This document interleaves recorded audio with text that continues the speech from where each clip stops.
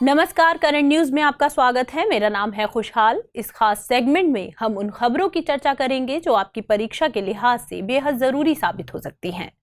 बीते सप्ताह की वो बड़ी खबरें जिनके इर्द गिर्द आपकी परीक्षा के सवाल बनाए जा सकते हैं। सबसे पहले हेडलाइंस पर डालते हैं नजर। खत्म हुआ महाराष्ट्र का राजनीतिक संकट, मुख्यमंत्री उद्धव ठाकरे ने दिया इस्तीफा, स्पीकर और डिप्टी स्पीकर की भूमिका पर बहस।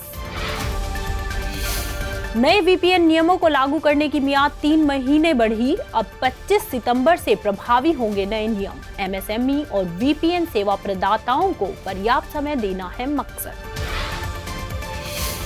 अमेरिका ने शुरू की partners in the blue Pacific पहल, प्रशांत क्षेत्र के द्वीपीय देशों पर केंद्रित है यह पहल। क्षेत्र में चीन के बढ़ते प्रभाव को रोकने में मिलेगी मदद। कैरेबियाई दलदलीय क्षेत्र के मैंग्रोव वन में दुनिया के सबसे बड़े जीवाणु की खोज, माइक्रोस्कोप के बिना भी देखा जा सकता है यह जीवाणु। आनुवंशिक परीक्षणों से इसके एक कोशिकीय होने की हुई पुष्टि। और पेगासस के बाद एक और जासूसी स्पाईवेयर हर्मिट हुआ report. Italian firm RCS lab द्वारा विकसित किया गया है यह स्पाईवेयर। हाई प्रोफाइल लोगों को निशाना बनाना है लक्ष्य।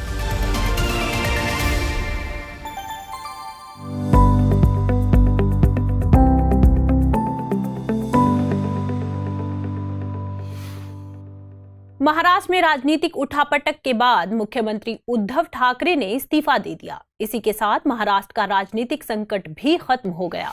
राज्यपाल द्वारा दिए गए फ्लोर टेस्ट के आदेश को सुप्रीम कोर्ट द्वारा बरकरार रखने के बाद मुख्यमंत्री को इस्तीफा देना पड़ा।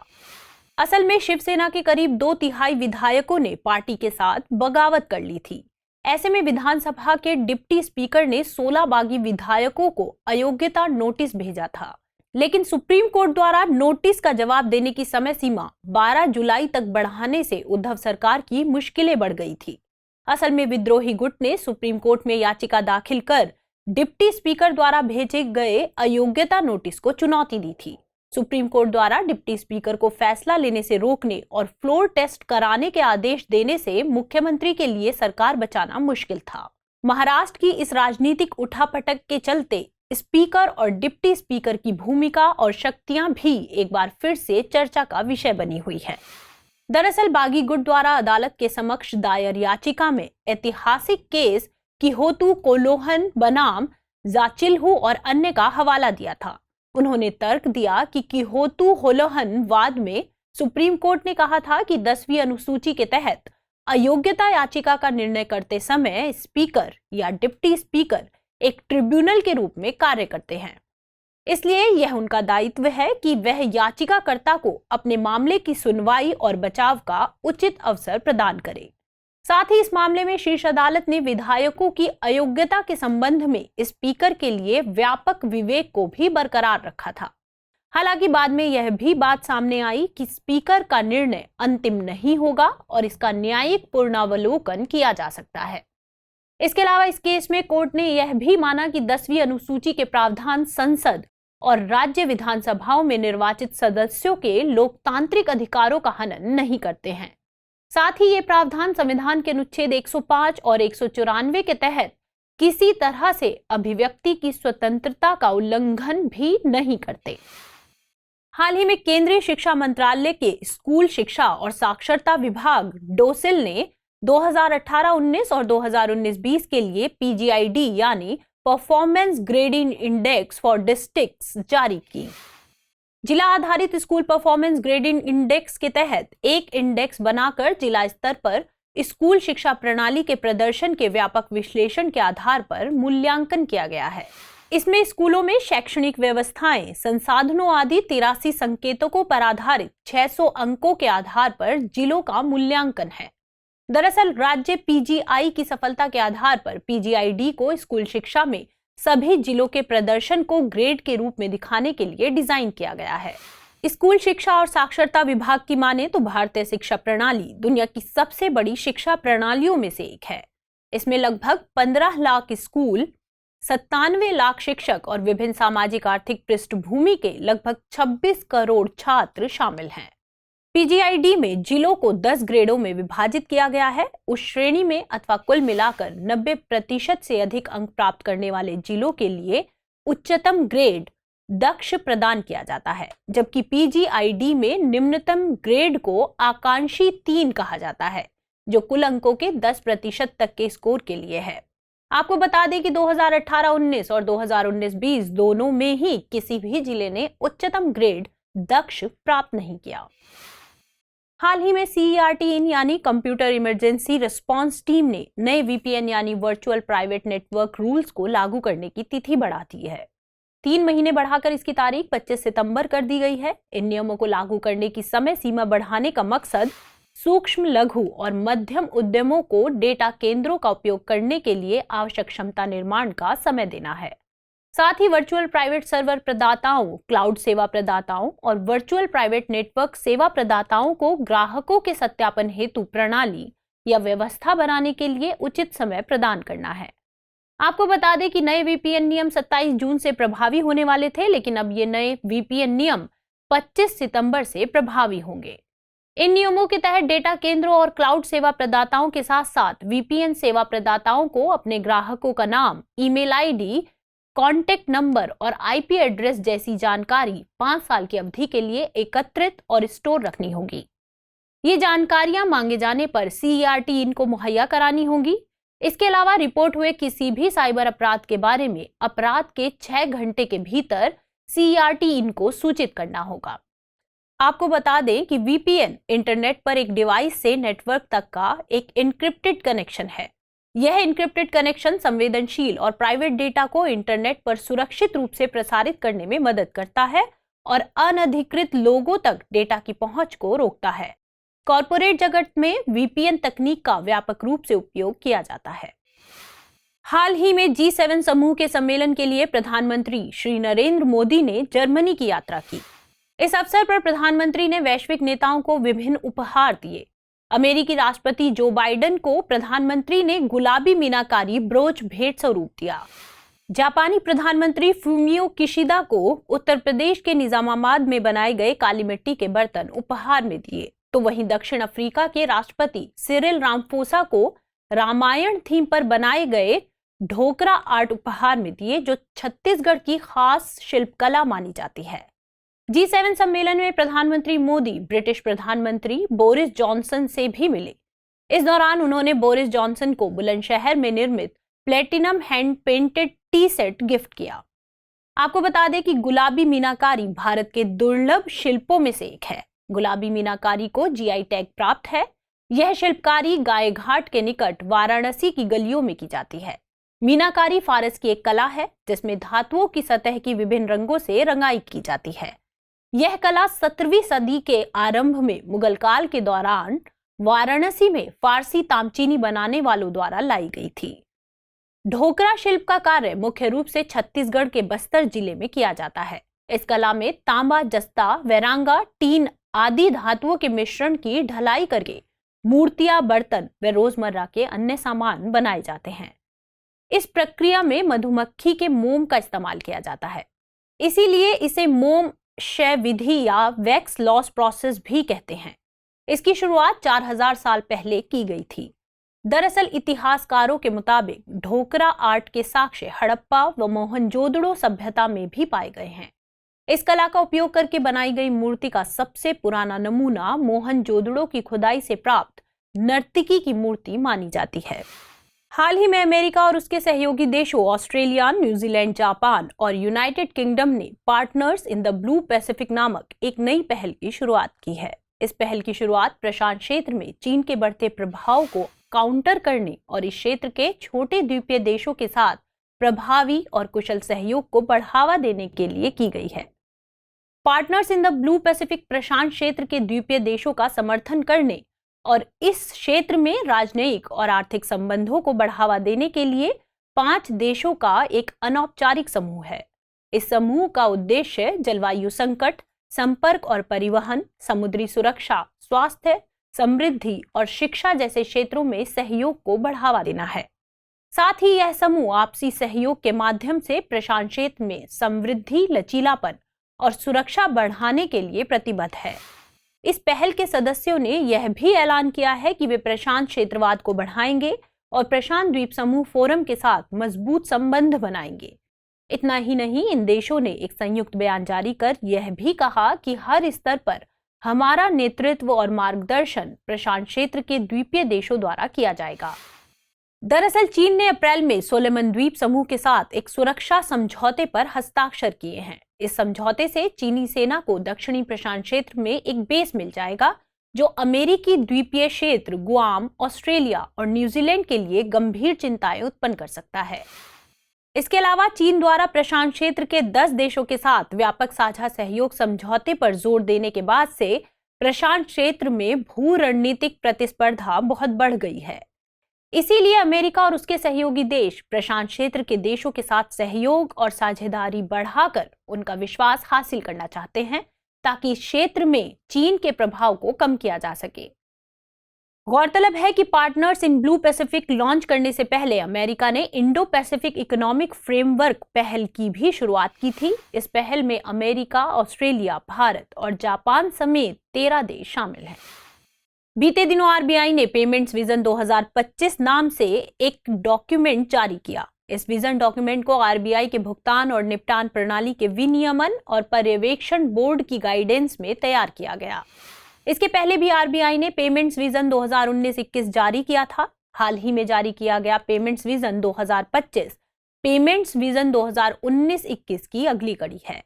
पेमेंट्स विजन 2025 समग्रता, समावेश, नवाचार, संस्थागतकरण और अंतरराष्ट्रीयकरण के 5 प्रमुख लक्ष्यों पर आधारित है। इस डॉक्यूमेंट का मुख्य विषय e payments for everyone, everywhere, every time रखा गया है। असल में इस विजन डॉक्यूमेंट का मकसद प्रत्येक उपयोगकर्ता को सुरक्षित, तेज, सुविधाजनक और किफायती ई पेमेंट्स का विकल्प प्रदान करना है। साथ ही भारत को वैश्विक स्तर पर डिजिटल पेमेंट्स पावर हाउस के रूप में स्थापित करना है। आरबीआई का मानना है कि हालिया उभरते भू राजनीतिक जोखिमों के मद्देनजर डोमेस्टिक पेमेंट सिस्टम की अनिवार्यता के साथ पेमेंट सिस्टम की रिंग फेसिंग करना अनिवार्य है, ताकि विभिन्न डिजिटल लेन देन की जोखिमों से बचा जा सके। आरबीआई ने इस विजन डॉक्यूमेंट के लक्ष्यों को प्राप्त करने के लिए कई इनिशिएटिव लेने का भी प्रस्ताव रखा है। इन इनिशिएटिव का मकसद चेक आधारित भुगतानों की संख्या को कुल खुदरा भुगतान के 0.25% से कम करना और डिजिटल भुगतान की संख्या को 3 गुना करना है। साथ ही यूपीआई और आईएमपीएस एनईएफटी प्रणाली को राष्ट्रीय एवं अंतर्राष्ट्रीय स्तर पर बढ़ावा देने और पॉइंट ऑफ सेल के माध्यम से डेबिट कार्ड भुगतान को 20% तक बढ़ाना भी है। हाल ही में नीति आयोग ने India's booming gig and platform economic नामक शीर्षक से एक रिपोर्ट जारी की है। बता दें कि यह रिपोर्ट भारत में गिग प्लेटफॉर्म अर्थव्यवस्था पर व्यापक दृष्टिकोण और सिफारिशें प्रस्तुत करती है। साथ ही गिग और प्लेटफॉर्म अर्थव्यवस्था के वर्तमान आकार और रोजगार सृजन क्षमता का अनुमान लगाने के लिए एक वैज्ञानिक दृष्टिकोण भी प्रदान करती है। हालिया रिपोर्ट में प्रकाशित आंकड़ों से पता चलता है कि वर्ष 2020-21 में लगभग 77 लाख श्रमिक गिग अर्थव्यवस्था का हिस्सा थे, जो भारत में गैर कृषि कार्यबल के 2.6 या कुल कार्यबल के 1.5% थे। साथ ही रिपोर्ट का मानना है कि गिग वर्कफोर्स के वर्ष 2029-30 तक 2.35 करोड़ होने की उम्मीद है। रिपोर्ट के अनुसार वर्तमान में लगभग 47% गिग कार्य मध्यम कुशल नौकरियों में, लगभग 22% उच्च कुशल नौकरियों में और लगभग 31% कम कुशल नौकरियों में है। साथ ही वर्तमान समय में मध्यम कुशल नौकरियों में श्रमिकों की संख्या धीरे धीरे कम तथा कम कुशल और उच्च कुशल नौकरियों में श्रमिकों की संख्या बढ़ रही है। आपको बता दें कि यह रिपोर्ट गिग और प्लेटफॉर्म अर्थव्यवस्था के अवसरों और चुनौतियों पर प्रकाश डालती है और सामाजिक सुरक्षा से जुड़ी विभिन्न पहलुओं पर वैश्विक सर्वोत्तम प्रथाओं को भी प्रस्तुत करती है। साथ ही यह रिपोर्ट गिग प्लेटफॉर्म क्षेत्र से जुड़े श्रमिकों के लिए कौशल विकास और रोजगार सृजन की रणनीतियों का भी विवरण देती है। इसके अलावा यह रिपोर्ट प्लेटफॉर्म कर्मियों के लिए विशेष रूप से डिजाइन किए गए वित्तीय उत्पादों के माध्यम से उन तक वित्त की पहुंच में तेजी लाने की भी सिफारिश करती है। आपको बता दें कि गिग अर्थव्यवस्था से आशय रोजगार की ऐसी व्यवस्था से है जहां स्थायी तौर पर कर्मचारियों को रखे जाने के बजाय अल्प अवधि के लिए अनुबंध पर रखा जाता है और उनके काम के लिए उन्हें एक निश्चित मेहनताना दिया जाता है।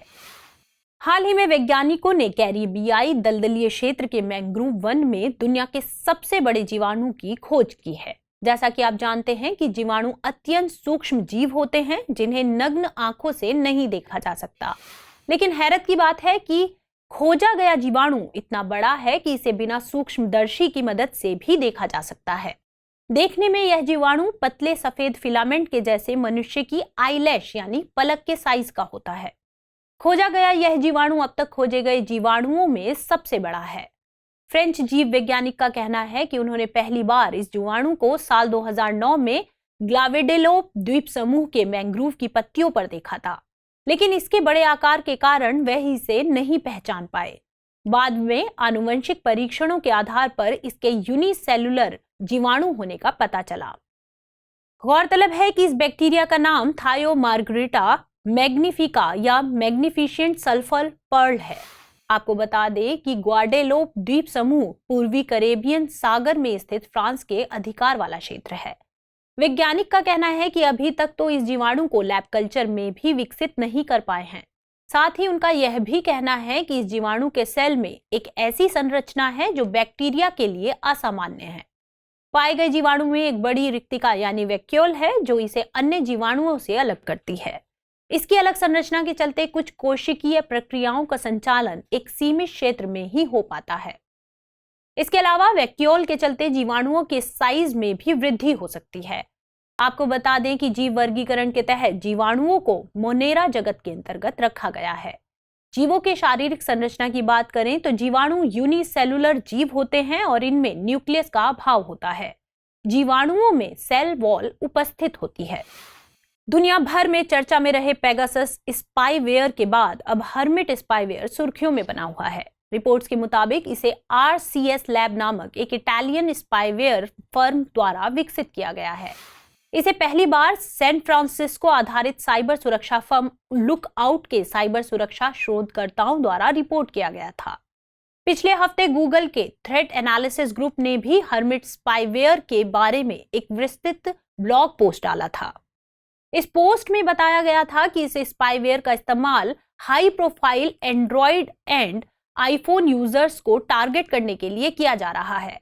दरअसल हर्मिट स्पाईवेयर का इस्तेमाल विभिन्न देशों की सरकारों जैसे इटली, कजाकिस्तान आदि द्वारा SMS संदेशों के माध्यम से व्यापारियों, मानवाधिकार कार्यकर्ताओं, पत्रकारों, शिक्षाविदों और सरकारी अधिकारियों जैसे हाई प्रोफाइल लोगों को टारगेट करने के लिए किया जा रहा है। हर्मिट स्पाईवेयर को इजरायली फर्म NSO ग्रुप के पेगासस स्पाईवेयर की तर्ज पर विकसित किया गया है।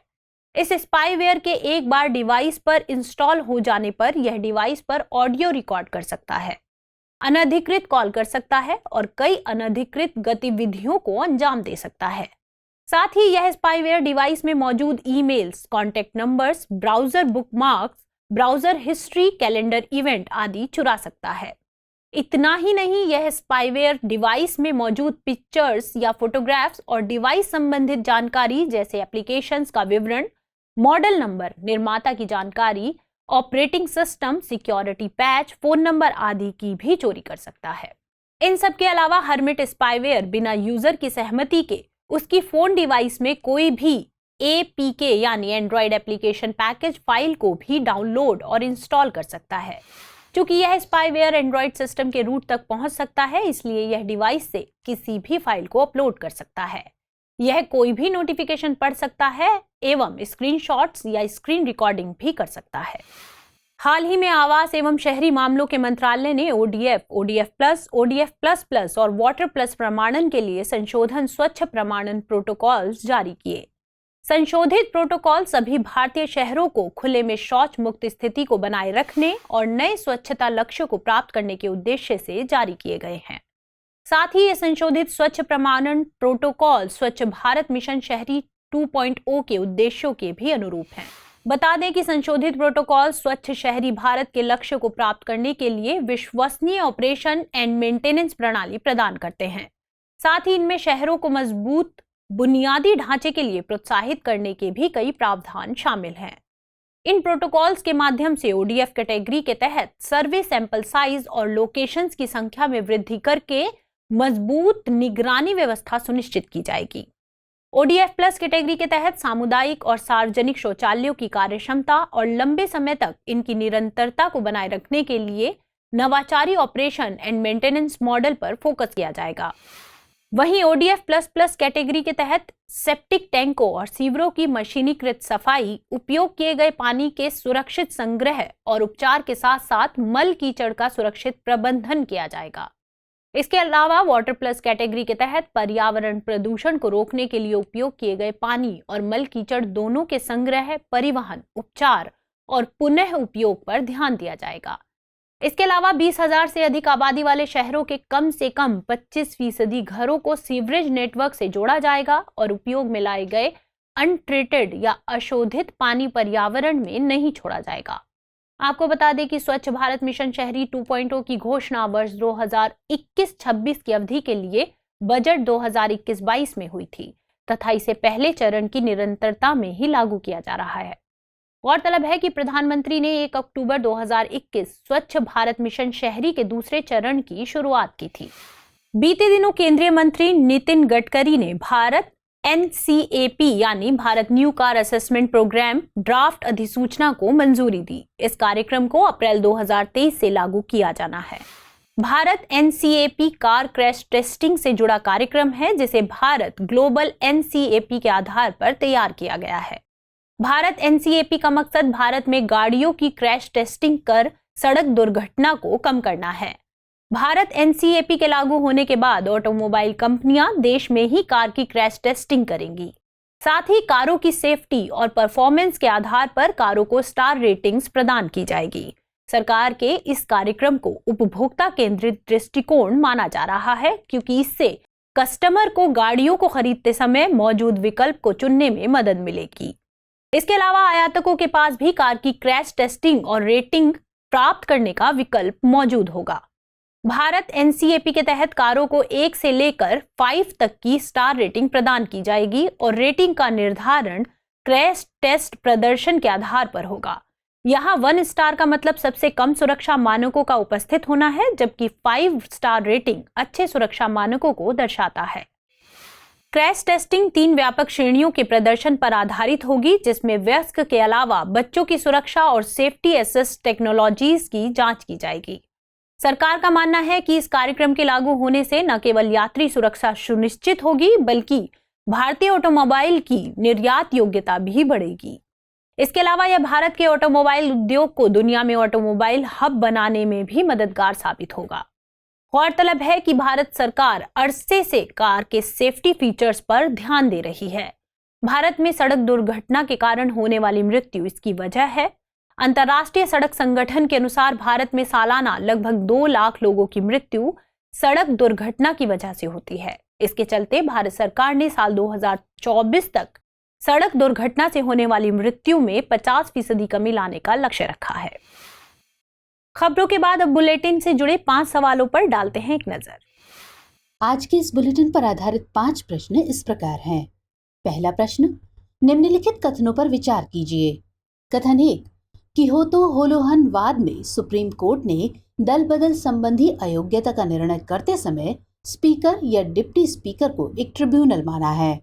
कथन 2, दल बदल संबंधी स्पीकर का निर्णय अंतिम नहीं होगा, अर्थात इसका न्यायिक पुनरावलोकन किया जा सकता है। आपको बताना है कि इनमें से कौन सा या कौन से कथन सही है या सही है। ऑप्शंस हैं ए केवल 1, बी केवल 2, सी 1 और 2 दोनों, या फिर डी ना तो 1 और ना ही 2। अगला प्रश्न, G7 समूह से संबंधित निम्नलिखित कथनों पर विचार कीजिए। 1, साल 2022 में G7 समूह का सम्मेलन जापान में आयोजित किया गया। 2, इस सम्मेलन में भारतीय प्रधानमंत्री ने गुलाबी मीनाकारी ब्रॉच अमेरिकी राष्ट्रपति जो बाइडेन को भेंट स्वरूप दिया। 3, गुलाबी मीनाकारी प्रयागराज के नैनी क्षेत्र की प्रसिद्ध शिल्पकारी है। और 4, प्रयागराज के नैनी क्षेत्र की प्रसिद्ध इस शिल्पकारी को GI टैग प्राप्त है। उपर्युक्त कथनों में से कौन सा या कौन से कथन सही है या सही है? विकल्प है ए केवल 1, बी केवल 2, सी 1 और 2 या फिर डी 3 और 4। अगला प्रश्न, निम्नलिखित कथनों पर विचार कीजिए। कथन 1, India's booming gig and platform economy नामक रिपोर्ट नीति आयोग के सहयोग से वाणिज्य एवं उद्योग मंत्रालय द्वारा जारी की गई है। 2, रिपोर्ट के अनुसार वर्तमान में लगभग 47% गिग कार्य मध्यम कुशल नौकरियों में, लगभग 22% उच्च कुशल नौकरियों में और लगभग 31% कम कुशल नौकरियों में है। आपको बताना है कि इनमें से कौन से कथन सही है या सही है। ऑप्शंस है ए केवल 1, बी केवल 2, सी 1 और 2 दोनों या फिर डी ना तो 1 और ना ही 2। अगला प्रश्न, निम्नलिखित कथनों पर विचार कीजिए। 1, हाल ही में वैज्ञानिकों ने कैरेबियाई दलदलीय क्षेत्र के मैंग्रोव वन में दुनिया के सबसे बड़े जीवाणु की खोज की है। 2, जीवाणु में एक बड़ी रिक्तिका यानी वैक्यूओल इसे अन्य जीवाणुओं से अलग करती है। आपको बताना है कि इनमें से कौन से कथन सही है या सही है। ए केवल 1, बी केवल 2, सी 1 और 2 दोनों या फिर डी ना तो 1 ना ही 2। पांचवा और अंतिम प्रश्न, निम्नलिखित कथनों पर विचार कीजिए।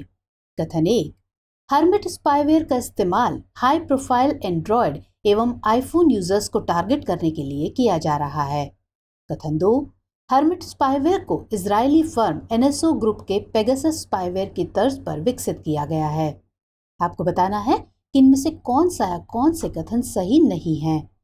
ऑप्शंस हैं ए केवल 1, बी केवल 2, सी 1 और 2 दोनों या फिर डी ना तो 1 ना ही 2। तो फिलहाल इस बुलेटिन में इतना ही। खबरों को विस्तार से पढ़ने के लिए विजिट करें www.drishtiias.com पर। साथ ही दृष्टि आईएएस के हिंदी अंग्रेजी यूट्यूब चैनल और दृष्टि पीसीएस यूट्यूब चैनल को लाइक, शेयर और सब्सक्राइब करना ना भूलें। लेकिन चलते चलते डालते हैं कुछ छोटी मगर जरूरी खबरों पर एक नजर। बीते दिनों रक्षा मंत्रालय द्वारा भारतीय तटरक्षक बल के लिए payroll automation for disbursement of monthly allowances संक्षिप्त में पद्मा प्लेटफॉर्म लॉन्च किया गया। आधुनिक तकनीक पर आधारित ये प्लेटफॉर्म भारतीय तटरक्षक बल के कार्मिकों के वेतन और भत्तों को बिना किसी जटिल प्रक्रिया के समय पर वितरण सुनिश्चित करने में मदद करेगा।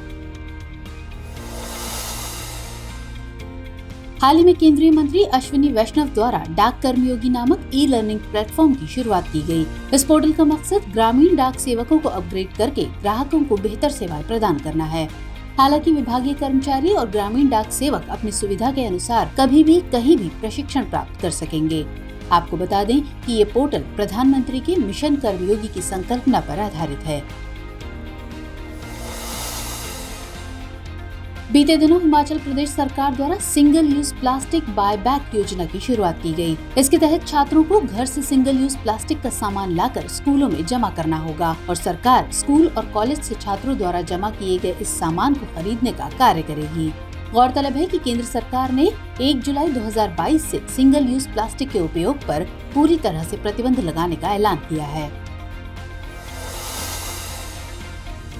हाल ही में high speed expendable aerial target अभ्यास का ओडिशा के चांदीपुर में स्थित इंटीग्रेटेड टेस्ट रेंज से सफलतापूर्वक परीक्षण किया गया। इस टारगेट विमान को एक ग्राउंड आधारित कंट्रोलर से कम ऊंचाई पर उड़ाया गया।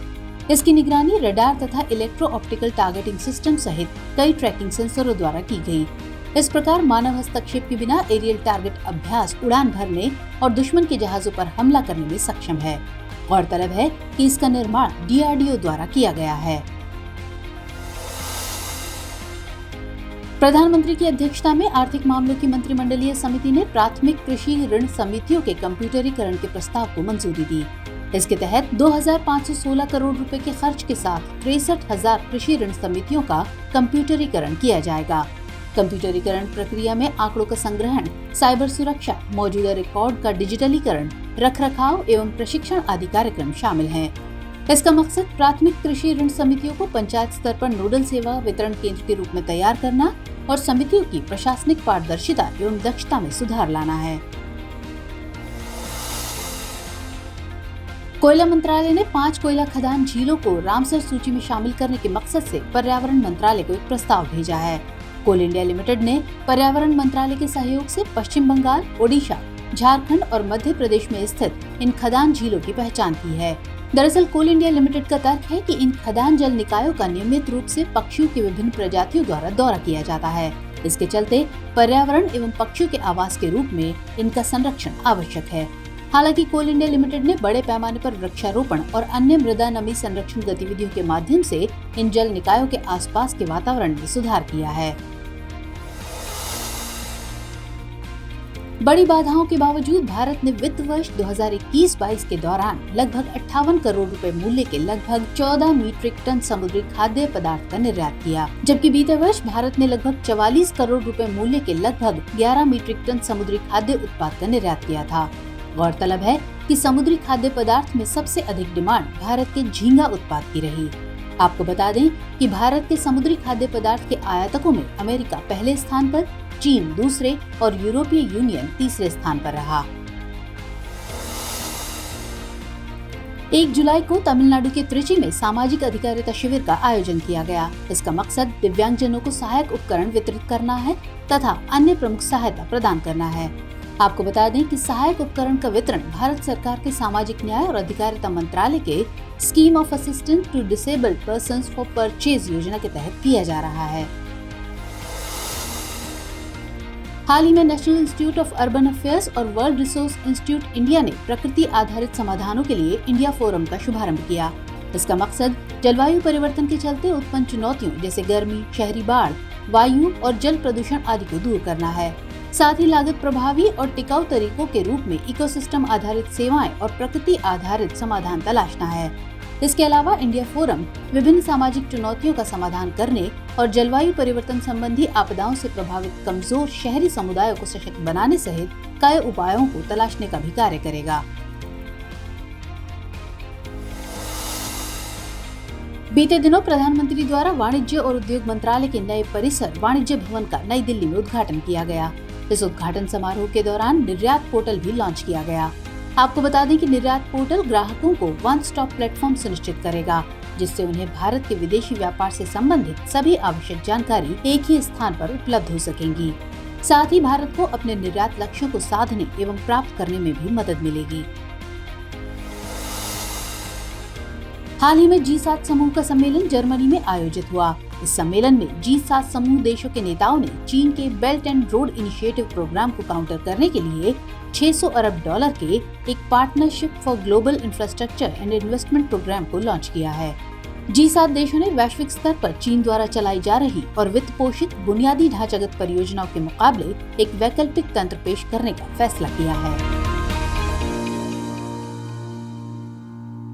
हमारी टीम कोशिश करती है कि आपको दी गई खबरों में एक भी गलती ना हो, लेकिन यदि किसी सोर्स या ह्यूमन एरर की वजह से ऐसी गलती हो जाती है तो इस वीडियो के कमेंट बॉक्स में उस गलती को सुधार कर पिन कर दिया जाता है और यह आपको कमेंट बॉक्स में सबसे ऊपर दिखाई देता है।